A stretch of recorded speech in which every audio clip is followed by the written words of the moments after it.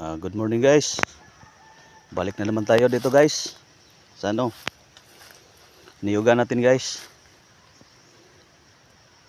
Kasi araw-araw na lang tayo dito. Itong ginagawa nating opisina guys. Pag medyo mainit na, uwi na tayo kasi hindi na kaya pag ano, mainit na. Ito guys, may pakita ko sa inyo guys. Yung niyog na wala ng sustansya.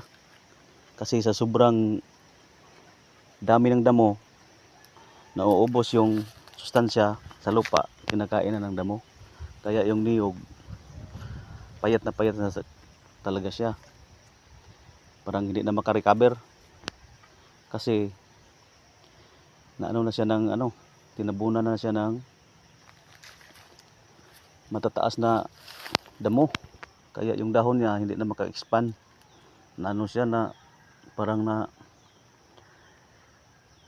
nandyan sa napasok siya talaga sa ano.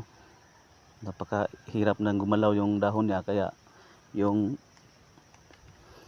puno niya hindi ayaw lumaki. Kaya ito ang resulta sa niyog na walang sustansya yung lupa. Tingnan mo.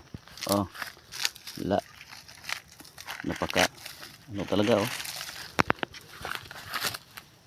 Oh. Tingnan mo. Wala na. Puro patay na yung ano. Puro patay na yung dahon niya oh. Oh, doon na yung dahon sa ano. Pumasok na sa damo. Wala na. Parang hindi na to makarecover.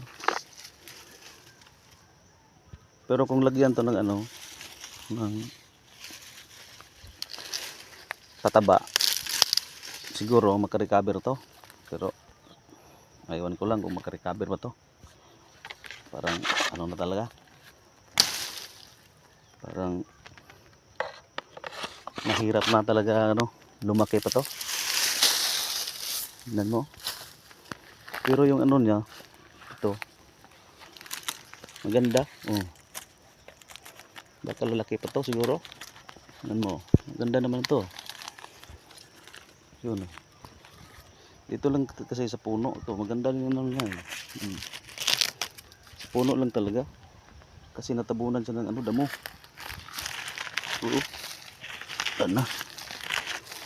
Ano na. Oh. Pagkita na yung ubod niya. Ano talaga. Wala lang